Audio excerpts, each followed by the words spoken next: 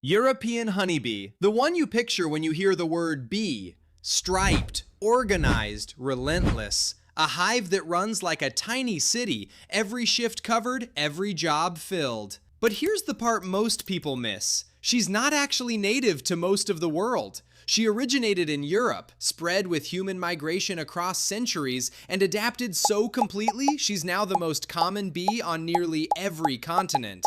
A traveler who settled in everywhere. Inside the hive, nobody improvises. The queen lays every egg and can live up to 5 years. The drones, they exist for one single purpose: mate with the queen and die minutes later. The workers, all female, are the backbone of everything. They gather nectar, make honey, raise the larvae, fan the hive with their wings, and guard the entrance like soldiers. A single worker lives 45 days in summer. She works and works and works until her wings are done. She doesn't retire, she's used up. Africanized Honeybee. You've probably heard the nickname Killer Bee. Scientists hate that name. It's partly unfair, but the story behind it, straight out of a thriller. In the 1950s, a Brazilian geneticist named Warwick Kerr crossed African bees with European ones, trying to build a strain better suited to the tropics. Then in 1957, 26 swarms escaped by accident from a lab near Sao Paulo. What happened next was one of the most aggressive biological expansions ever recorded. These bees swept across an entire continent in a matter of decades. By the early 90s, they crossed into Texas. Today, they're established across the southern United States. Arizona, Nevada, Florida, still expanding. They're insanely productive, incredible pollinators, but fiercely defensive. When threatened, they respond fast and in massive numbers. Here's the part most people miss. They're essential to agriculture in the Americas. Without them, the fruit and vegetable supply would collapse. Bumblebee. Big, chunky, fuzzy as a stuffed animal, and that deep, low hum, like a tiny helicopter passing over your shoulder. She makes an impression just showing up.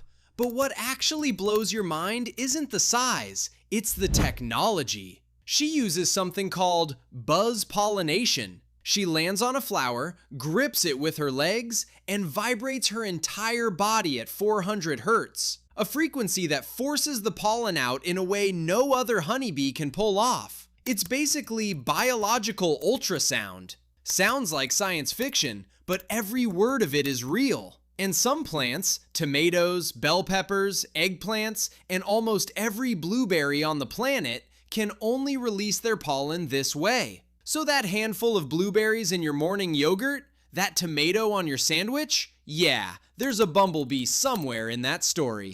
Carpenter Bee, named that because she literally carves wood to build her nest. No tools, no help, just the raw force of her own jaws. She finds a piece of wood, a dead tree, a fence post, a porch railing, the weathered plank on your shed, and drills a perfectly round hole, half an inch across, almost surgical. Then she makes a 90-degree turn and tunnels straight along the grain. Inside, she divides the space into chambers, each one walled off with compacted sawdust. In every chamber, she places a small ball of pollen mixed with nectar, lays a single egg on top, and seals it shut. Every chamber is a private nursery. No hive, no queen, no workers, no backup. Just her, and a perfect round hole. And even though she looks intimidating, she rarely stings anyone who isn't messing with her nest. If you've ever spotted a clean circular hole in old wood around your yard, you've already got a quiet neighbor.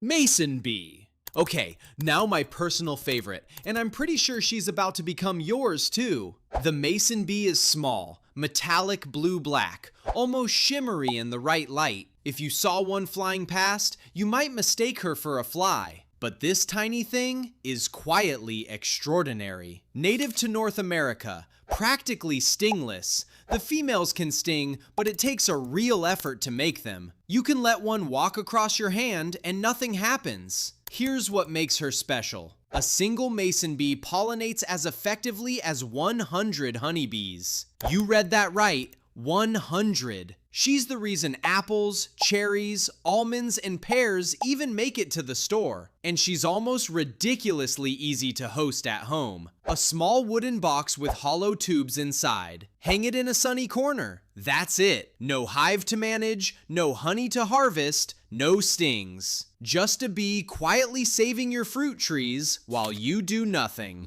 Orchid Bee. One of the most beautiful stories in the natural world. This bee and the orchid evolved together over millions of years, locked into a bond you almost can't separate. The males don't collect nectar, they collect scent, aromatic compounds from flower after flower, and they mix them in a special pouch on their back legs, like a perfumer at a counter, visiting bloom after bloom, blending, adjusting, building their own signature scent. That custom cologne is what they use to attract the females. A bug making its own perfume from scratch. Wild. And in that process, they carry orchid pollen from plant to plant. Some orchids depend exclusively on this bee to reproduce. If she vanishes from a region, those orchids go silent. Same day, same sentence. And on top of all that, they're stunning. Metallic green, cobalt blue, deep gold. When you see one landing on an orchid, it doesn't look like an insect. It looks like a flying jewel. Vulture Bee. And no, that name is not a metaphor. This is a real bee, native to Central and South America, and she does something no other bee on Earth does. She doesn't drink nectar. She doesn't visit flowers. She eats meat. Rotting flesh, specifically. Dead lizards, roadkill, carcasses left behind in the jungle. She lands on the body, chews through the soft tissue with sharp, modified mandibles, and carries the protein back to the hive in the same pouch other bees use for pollen. And then she turns it into honey. Not honey like you know it. Scientists call it meat honey. Sweet, strangely savory, stored in wax pots deep inside the colony. Her gut bacteria are completely different from every other bee species, closer to vultures and hyenas than to honeybees. A bee that evolved into a tiny scavenger. Same family, same wings, completely different rules. Himalayan giant honeybee. In the language of the Gurung people, who've been climbing after her for centuries, she carries a kind of reverence no other insect gets. And she earns it. She's nearly 1.5 inches long, almost 3 times the size of a regular honeybee. She doesn't build inside hollow trees. She doesn't fit in a backyard box. She nests on the side of cliffs, 300 feet up, in the Himalayan foothills of Nepal. And the honey she makes isn't ordinary honey. It's red, slightly bitter, and mildly hallucinogenic. The bees feed on the nectar of wild rhododendron flowers, which contain a natural compound called grayanotoxin. Locals call it mad honey. A single teaspoon sells on the international market for as much as $80. Twice a year, the Gurung honey hunters climb hand-woven bamboo ladders up the cliff face. No harness, no safety line, to harvest it. It's one of the oldest rituals still practiced on Earth. And it's vanishing. Climate shifts, deforestation, and over-harvesting are pushing the giant honeybee into decline. Once she's gone, the ritual dies with her. Once you've seen the footage of a man dangling from a cliff to reach a single nest, a jar of supermarket honey will never look the same again.